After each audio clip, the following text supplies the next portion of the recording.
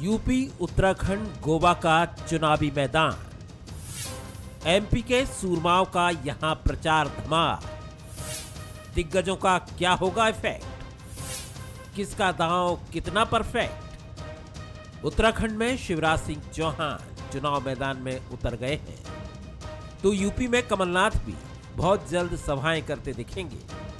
भले ही एमपी का चुनाव नहीं है, लेकिन यहाँ के दिग्गज इन राज्यों में पार्टी का प्रचार संभालेंगे।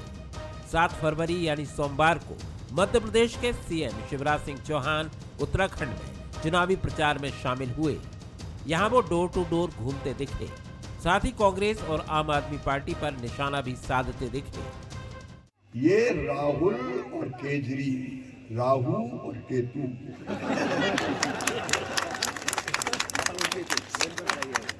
और ये अगर उत्तराखंड में आ गया तो ये मानना कि विकास को ग्रहण लग जाएगा, जो मुरली देवी कह रही थी।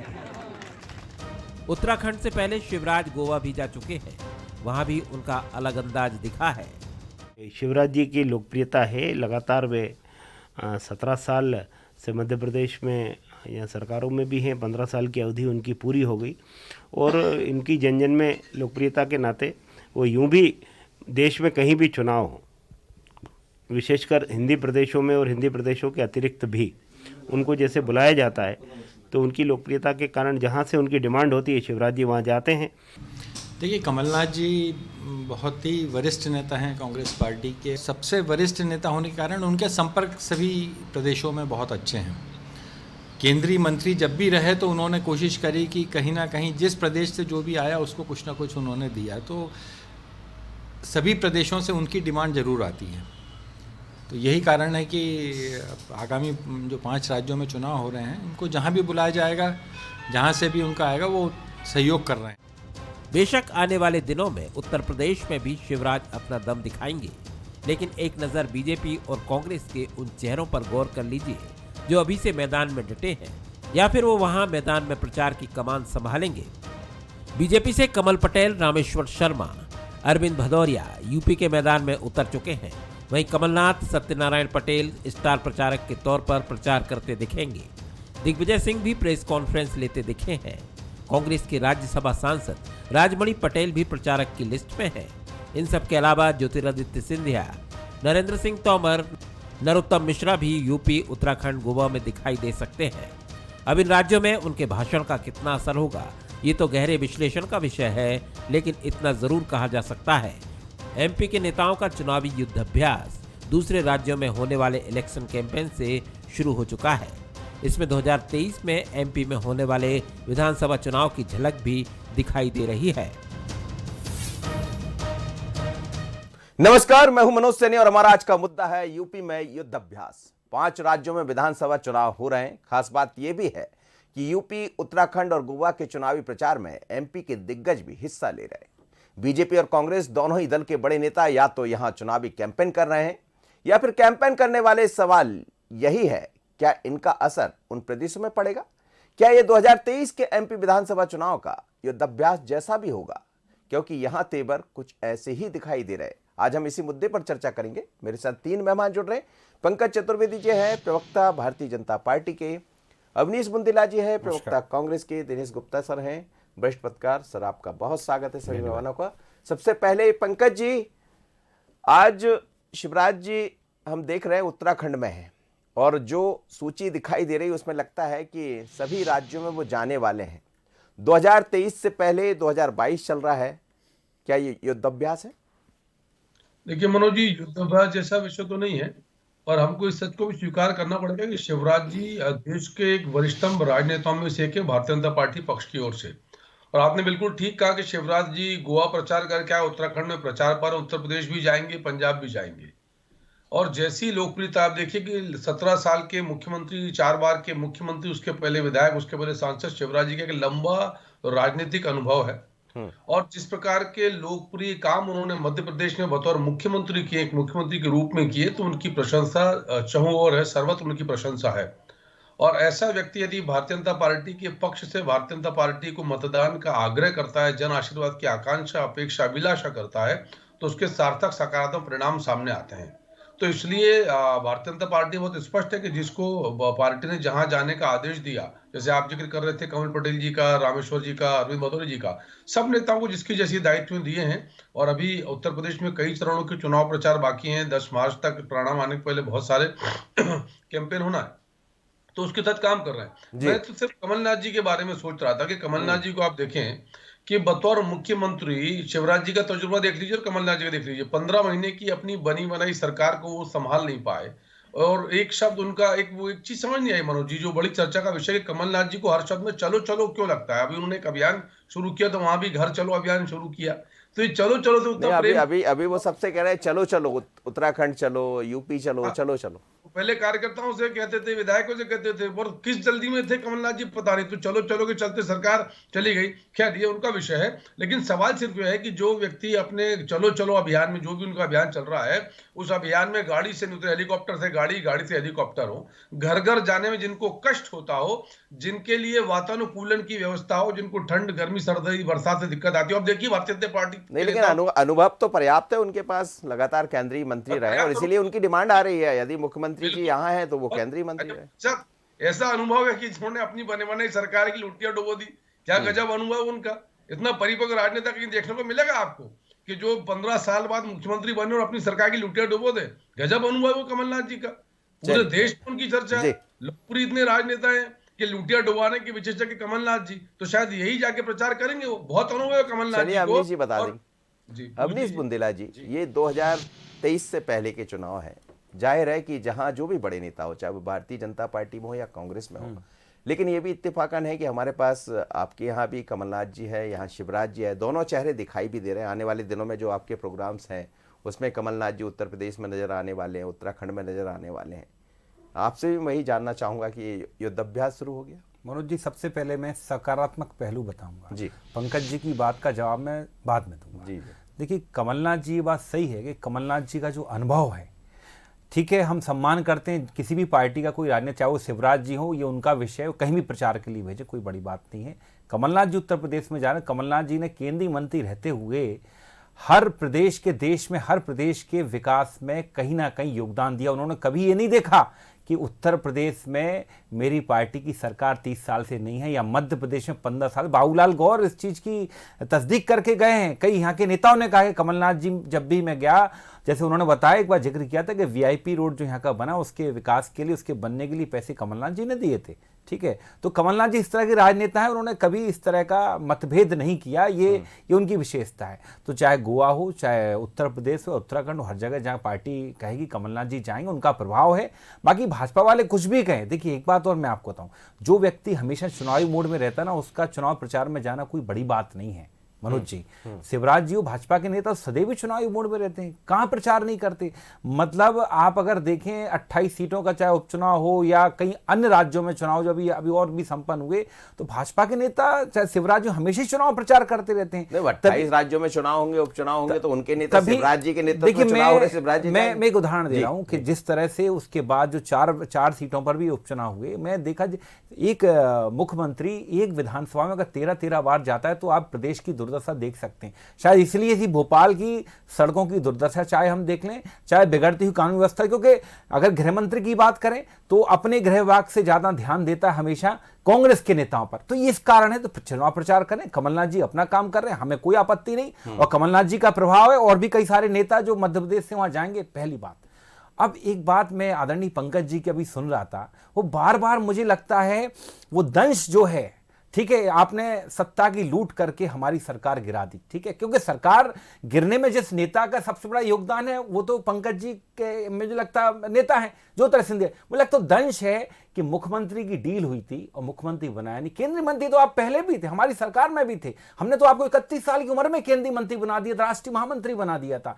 और लगता है आदरणीय पंकज जी के मन में वही दंश है कि आज तक वो मुख्यमंत्री नहीं बन पाए। आज भी सिंधिया जी पोस्टों से गायब रहते हैं, जब यहाँ मोदी जी आते हैं तो पोस्टों से गायब होते, कहीं उनका नाम तक नहीं रहता। यहाँ भी आपने देखा स्टार प्रचारकों की इसकी चर्चा भी क्या उत्तर प्रदेश और वहां करेंगे आप?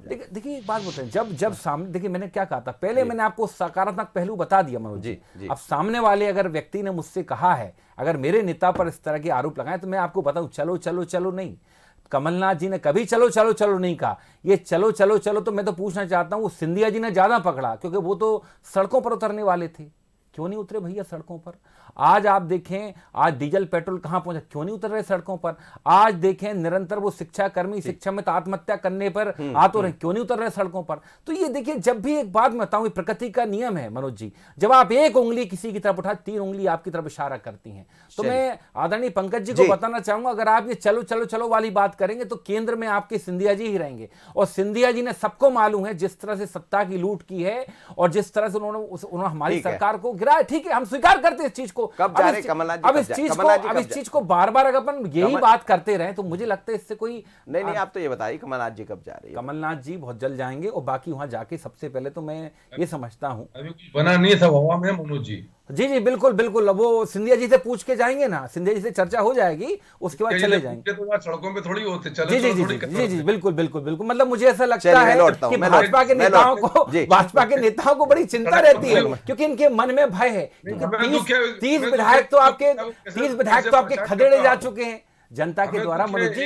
इनके 30 विधायक खदेड़े जा चुके हैं। इनके उप मुख्यमंत्री केशव प्रसाद मौर्य पिटते पिटते बचे हैं जनता के द्वारा। सुनिए, 17 विधायक आपके पार्टी छोड़ चुके हैं, आपके 3 मंत्री पार्टी छोड़ चुके हैं। अरे भैया, उस पर ध्यान दो, उस पर ध्यान दो। एक बुंदेलखंड में कहावत है कि पहले सबसे पहले अपना घाव सही करो, दूसरे पर ध्यान कम दो तो ज्यादा अच्छा रहेगा। आपका घाव ज्यादा हरा भरा है, मुझे ऐसा लगता है।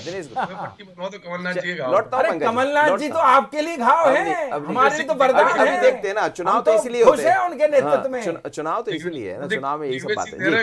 अरे दिग्विजय सिंह तो भैया उन जैसा नेता तो है ही नहीं, जिसके कारण से भाजपा के कई लोग नेता बन गए। बयान दे देते हैं। एक प्रतिक्रिया लेने दीजिए, एक प्रतिक्रिया पंकज जी और अभी एक प्रतिक्रिया। अरे नहीं साहब, लुटिया डुबाने में एक्सपर्ट तो सिंधिया जी हैं। वो समझ आ जाएगा सर, अब तो पहले दौर का मतदान होने वाला। दिनेश सर से समझ पैदा हुए थे, दिनेश सर से समझ गए, उसको ही बेच दिया, अपने 24 विधायकों का समझ लेते, बेच दिया। समझ ले रहे वो है माहिर। जी दिनेश सर, ठीक है, चलिए मैं लौट रहा हूँ। दिनेश सर, ये जो 2023 से पहले चूंकि चुनाव है, 5 होता भी हमेशा यही है, लेकिन मध्य प्रदेश के दोनों ही पार्टी के नेताओं को जिम्मेदारी मिली है। लेकिन भारतीय जनता पार्टी के काफ़ी कुछ नेता दिखाई दे रहे हैं, चाहे हम कमल पटेल की बात करें, अरविंद भदौरिया है, शिवराज जी तो लगातार पहुंच ही रहे हैं। क्या ये माना जाए कि ये 23 से पहले का युद्धाभ्यास भी हो जाएगा? और किन मुद्दों पर सरकार मध्य प्रदेश में चली, चाहे वो कांग्रेस ने चलाई या बीजेपी ने चलाई, कौन समझा पाने में सफल होगा? देखिए मनोज जी, जो भी नेता प्रचार के लिए गए हैं, इसको हम ये नहीं कह सकते कि वह खुद के अपने गृह राज्य में प्रचार के लिए कोई अभ्यास की जरूरत के लिए गए हैं वो, क्योंकि जहाँ भी चुनाव होता है वहाँ स्थानीय नेताओं का बहुत महत्व होता है। आप जो बाहरी कोई भी नेता प्रचार के लिए आए तो वो एक जो है अलग अलग, आप कास्ट वाइज के लीजिए या रिलीजन वाइज के लीजिए, बहुत सारे जो अलग अलग पॉलिटिकल पार्टी जो सेगमेंट बनाते हैं उसके हिसाब से वो प्रचार के लिए बुलाते हैं। जैसे हम देखते हैं ना कि जब मध्य प्रदेश में चुनाव होता है तो बिहार के भी नेता आ जाते हैं, इधर जो है कई तरह के रहते हैं, तो वो कहीं ना कहीं वोटर को अट्रैक्ट करने के लिए, पुराना जब दौर देखोगे आप तो ऐसे लोगों को प्रचार में लाया जाता था जिससे आप हवा बदल सकें। आज आपको लगता है कि ऐसे नेता हैं जो एक भीड़ जमा कर लें, ऐसी एक जनसभा हो जिसमें 1-2 लाख लोग हों और इस तरह की, आपको लगे मोदी जी के अलावा तो कोई ऐसे नेता है नहीं, तो वो जहाँ भी जो नेता जा रहे हैं तो वो अपना उनका एक टारगेट है, किसी का कास्ट है, किसी का जो भी पार्टी ने जातिगत समीकरण हो। क्योंकि देखिए अब जो इतना लंबा चुनाव है वो 5 राज्यों में एक साथ है, तो जो भी महत्वपूर्ण नेता होते हैं पार्टी के, सभी का उपयोग किया जाता है। यदि मध्य प्रदेश में आपको देखेंगे ना कि बहुत सारे नेता जो है हमने अलग अलग राज्यों में पहले भी देखे थे कि वो प्रचार के लिए जा रहे थे। 17 में भी हमने देखा था, 2017 में भी मध्य प्रदेश से बहुत सारे लोगों की ड्यूटी उत्तर प्रदेश चुनाव में लगाई थी। बंगाल में जो है कैलाश विजयवर्गीय जी तो प्रभारी रहे। तो जहाँ जैसा दायित्व संगठन देता है अलग अलग, तो वो होता है। देखिए जो कांग्रेस पार्टी का जो है वो एक अलग तरह की रणनीति पर वो काम करती है, वो लोकल बहुत ज़्यादा होती है, या फिर नेशनल लीडर या फिर वो लोकल उस पर करते हैं, या उनको जैसे अभी देख रहे हैं ना, छत्तीसगढ़ के मुख्यमंत्री को उत्तर प्रदेश की जिम्मेदारी दी है, उत्तराखंड भी वो जा रहे हैं, तो अलग अलग आपको दिखेंगे कि राजस्थान के मुख्यमंत्री कहीं नहीं दिख रहे। तो कांग्रेस पार्टी जहां उनको लग रहा है जैसे कि इनका उपयोग चुनाव में हो सकता है, तो वो वहां उस रणनीति के हिसाब से वो उपयोग कर रहे हैं।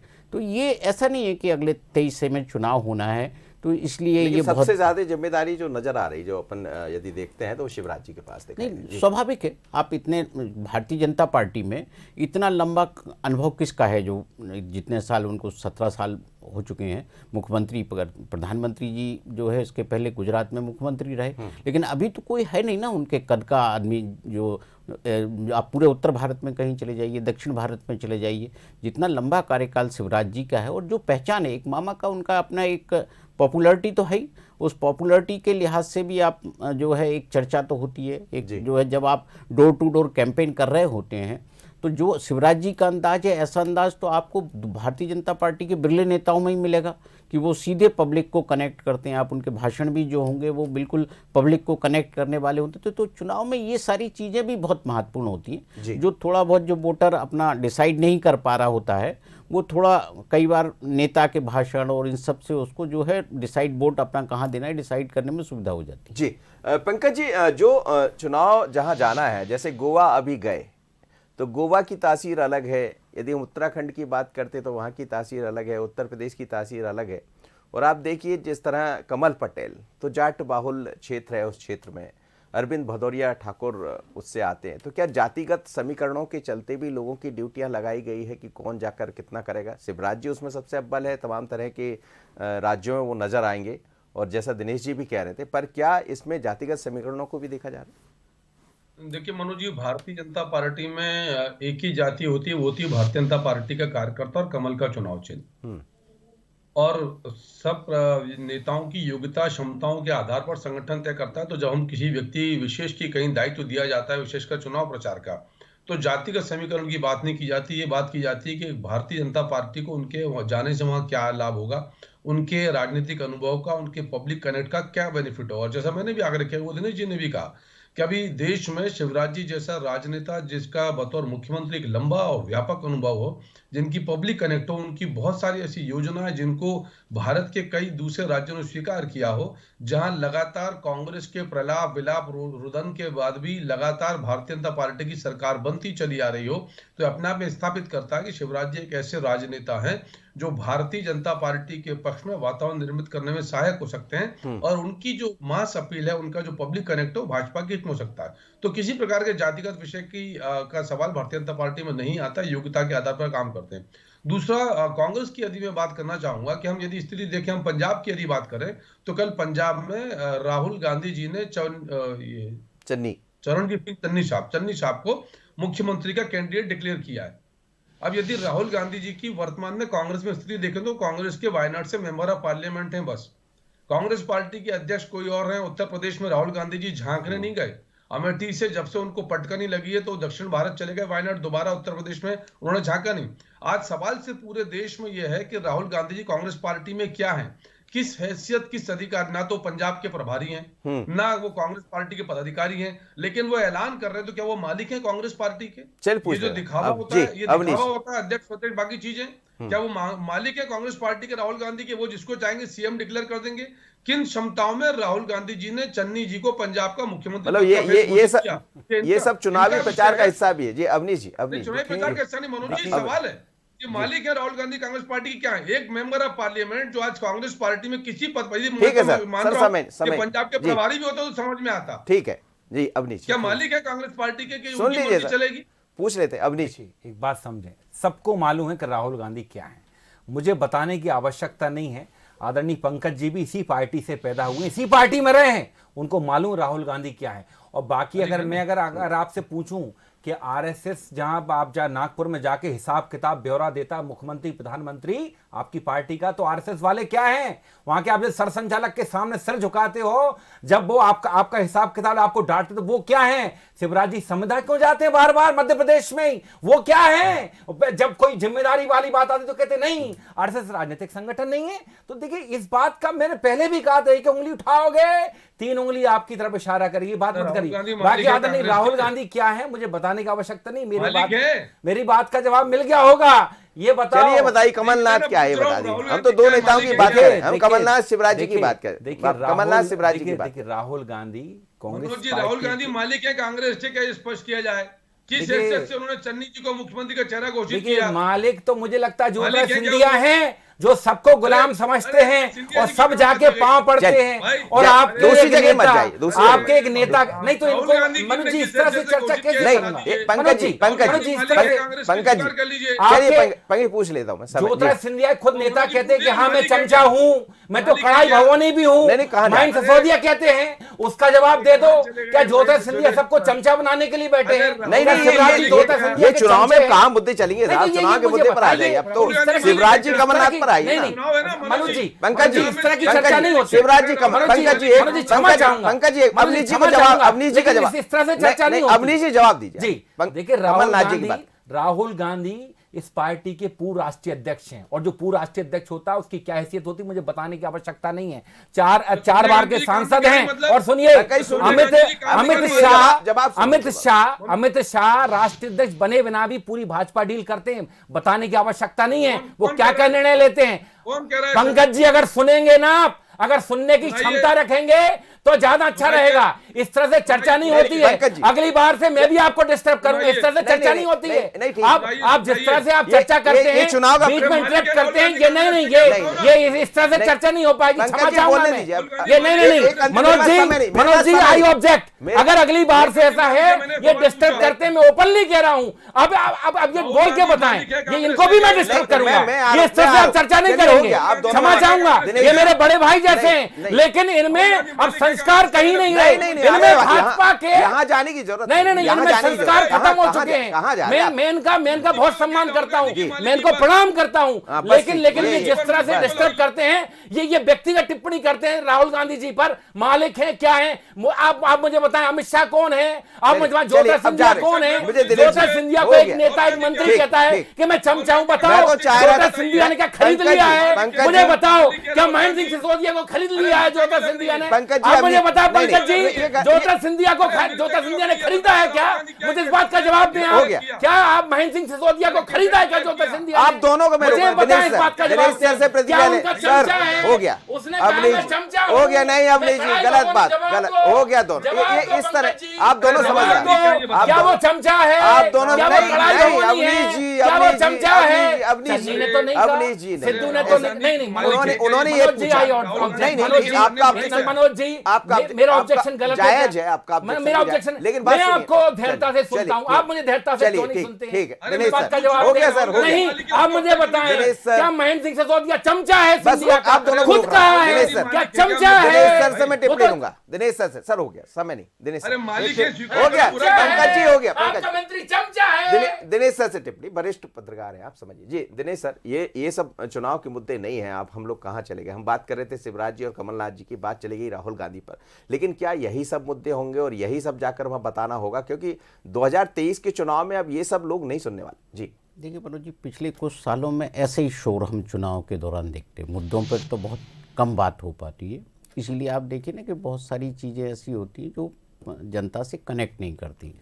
जैसे महंगाई की जो है बात नहीं होती, जो यदि आप आरोप प्रत्यारोप, बहुत सारे ऐसे मुद्दे होते हैं। विकास के मुद्दे होते हैं। विकास केवल आप सड़क से आप अकेला विकास नहीं देख सकते ना, आप बहुत सारे, क्योंकि अलग अलग राज्यों में अलग अलग तरह के इश्यूज़ होते हैं। अलग पार्टियां यदि हैं तो उसके भी एक अलग इशू होते हैं।